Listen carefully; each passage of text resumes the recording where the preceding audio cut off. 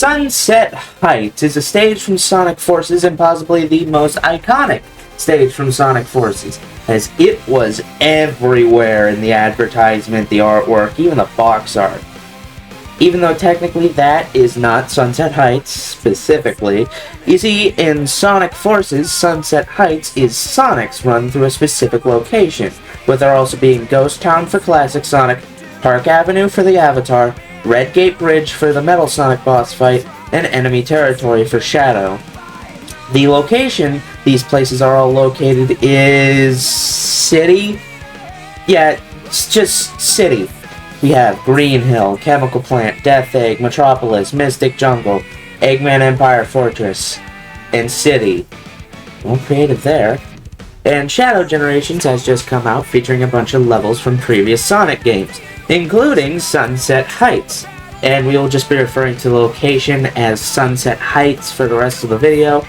And, well, Sonic Forces is my least favorite Sonic game, with terrible gameplay, terrible level design, especially Sunset Heights locations.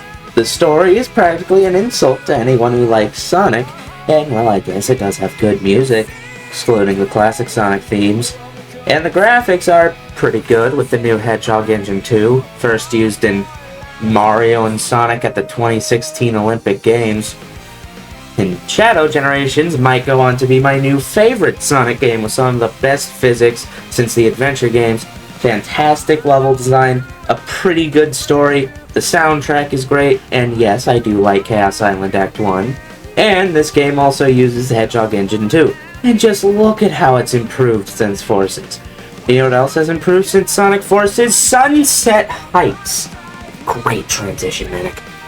And that is the topic for today's video. The bad versus the good. The lazy versus the passionate. The undercooked versus the perfectly baked. The Sonic Forces versus Shadow Generations Sunset Heights. So, let's just start off with a quick montage of what the different Sunset Heights have to offer.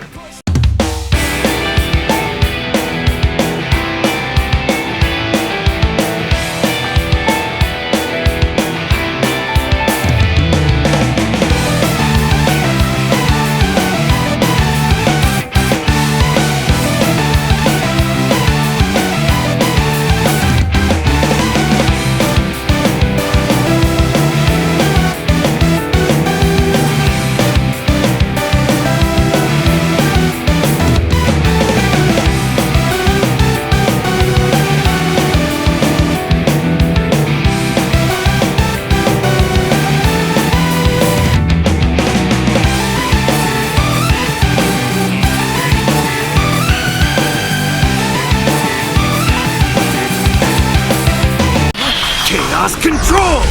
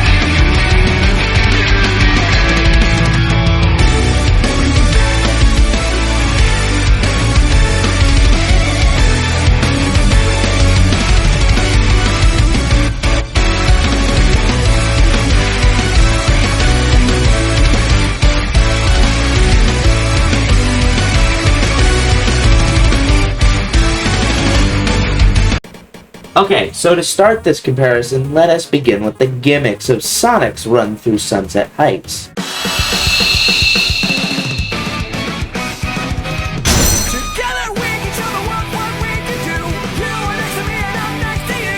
Wow, wasn't that amazing?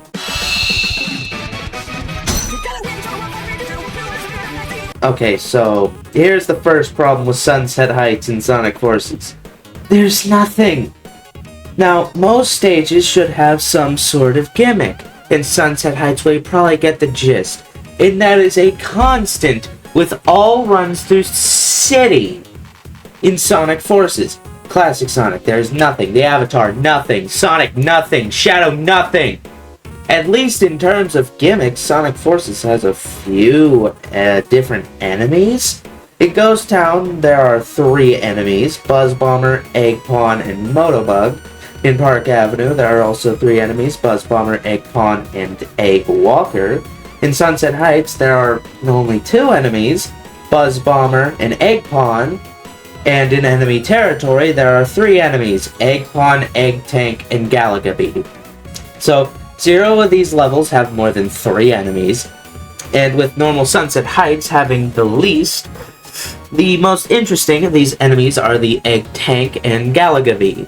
With the Egg Tank shooting cannons at you, you have to homing attack chain those cannons to get close to it, and the Galaga Bee, when you homing attack, Shadow will destroy the entire group, skipping parts of the level. And you may have noticed these giant things in the background, you know, destroying the city. Those are called mass-produced Death Egg robots, and they add nothing to the level, other than being a part of the background. There's a lot of that, actually. Now, let's see what Shadow Generations did to fix the lack of gimmicks. Yeah, so they did the smart thing of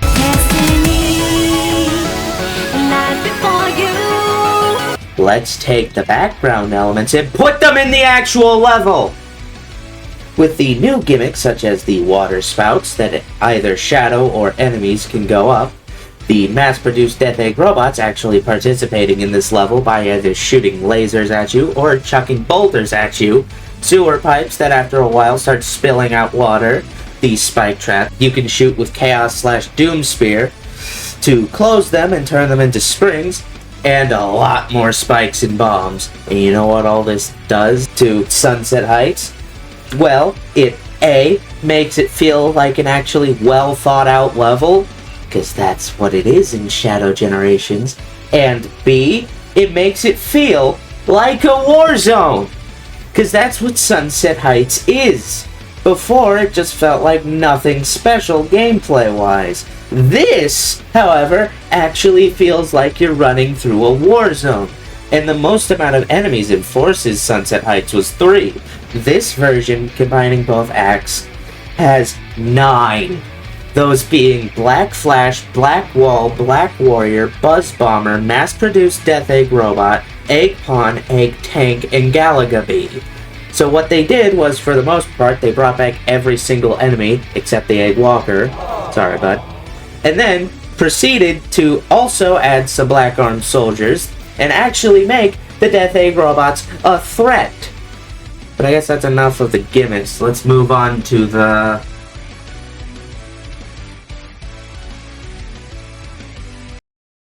Okay, so admittedly I should have done this segment first, but oh well. Let's talk about the gameplay of Sonic Forces in Shadow Generations, starting with Sonic Forces, which has 4 gameplay styles. Technically only 3 we need to talk about. Starting with Classic Sonic, as that one is the easiest to explain. So you take the controls and moveset of Sonic Mania, then you hit it with the nearest bat, then you do that again, then again, and again, and you get the point. Classic Sonic controls awfully. The best example I can give is when running down this slope in Chemical Plant. If you roll down it, you actually conserve momentum and launch up the ramp. But if you run down, you lose all momentum as you go up the ramp. The next gameplay style is regular Sonic. He can boost, homing attack, double jump, stomp, slide, and did you expect more? Because then you would be disappointed. And Sonic also controls awful. He is incredibly stiff, especially when jumping, and he cannot turn well. To the point where a lot of the times they need to add invisible triggers or dash panels into the levels just to make sure you can turn sharp enough in the right direction. And Shadow the Hedgehog controls the exact same. And then there is the Avatar, who controls like Sonic, except instead of the boost, they have a grapple, which works pretty much the exact same as homing attack, and a Wispon, which you can change or Wispon to do a bunch of different things, and the lightning one is the best, in my opinion. giving you a whip, which you are invincible while using, and the lightning wisp lets you travel quickly along lines of rings and enemies. Also, they can wall jump, but that's not used yet in Park Avenue. And finally, the fourth gameplay style is Sonic and the Avatar teaming up and combining their movesets and gaining the double boost, which is fully automated for the most part. Then, for Shadow Generations, we have one gameplay style, that being Shadow, who has the boost, double jump, chaos snap / homing attack, stomp, wall jump, but also chaos control, which lets you stop time once you fill its meter, Doom Spears, which lets you shoot out spears at things to either hit switches or stun enemies, Doom Blast, which lets you kick up enemies into the air and punt them, and as of Sunset Heights, the Doom Surf, which lets you surf on the water. And the physics in this game are so good. And you know what? In this game, they did not need to make triggers to make sure you can turn better. You can just actually turn. So, Sonic Forces had 4 gameplay styles, and they were all bad, and Shadow Generations only had one, and it was amazing! And used incredibly well within the levels. But I guess let's move on to our next segment.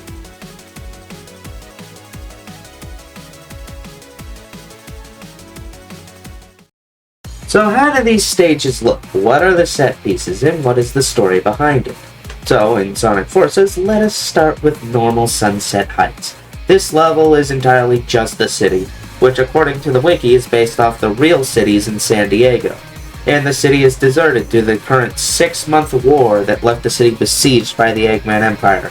And, hold it! How the hell is this city still standing if the Death Egg robots have been laying waste to it for 6 whole months? And we know they've been doing it for that long, as I'm pretty sure these things were deployed at the start of the game, found in Lost Valley, the first level, and also deployed in the city before Sonic was killed, in quotations. But I guess that's not important. And the city is very much on fire and very cloudy, filled with immense amounts of smokes, and missiles are also a constant, hitting the level most of the time. You can also hear sirens in the background.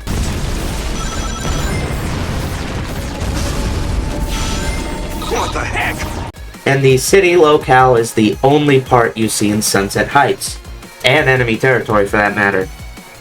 But in Park Avenue, Ghost Town, and Red Gate Bridge, you can traverse the sewers, which don't really offer that much. They're just lower routes, and for the most part can be entirely skipped, except in Red Gate Bridge, where you briefly enter them for the first and only time in 3D. But I'm pretty sure the sewers are more intact due to being underground and protected from the rampage of the Death Egg robots. And speaking of Red Gate Bridge, there is the Red Gate Bridge. In Sunset Heights, it can be seen in the background, but you can run on top of it in the Metal Sonic boss fight. So we got some decent locales, but let's see what Shadow Generations did to them. Okay, so we start in Sunset Heights in the city areas. It stays like this for a while, but there are a couple roofed areas. Ooh. And after the first encounter with the Death Egg robot, you enter the Red Gate Bridge, actually incorporated in the proper level this time. And after the Red Gate Bridge, you do some tricks on some Death Egg robots and enter the sewers, this time in 3D. And they are now a lot more spacious, grand, brighter, and in Act 2 they actually look a lot more like sewers. And all the sights such as the explosions and fire and smoke and the sunset have all just been expanded upon. And then in Act 2, Sunset Heights is now cloudy and rainy, and it does well to add to the gloomy vibe, but now it's hard to tell if it's at sunset. But I guess that's fine to me. Plus, the rain makes Sunset Heights a lot more flooded, giving use to the Doom Surf. Act 2 is more like Park Avenue anyways, in my opinion, which also I do think it was a major missed opportunity to not have Act 2 be a remix of Justice / Park Avenue. And overall, I think Shadow Generations conveys the destruction of the city so much better than Forces. Like, in Forces, there were those beat-up houses, some rubble, and a lot of fire, and a few of the roads were destroyed. But Shadow Generations does it so much better with so much more destruction and rubble, and the fact that Death Egg robots actively destroying more of the city as you play actually plays a role when going through the level. as mentioned in the gimmicks segment.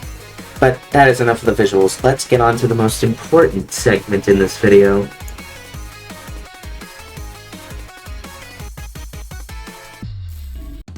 Okay, so we know the level's gimmicks. We know how the characters play. We know the story. We know the visuals. So how do they put all that into action for the actual level? Let's start with Forces, and even though it has no gimmicks and the gameplay is terrible, perhaps they could still make a decent level. I'm not going to sugarcoat it. Let me show you the Forces Special.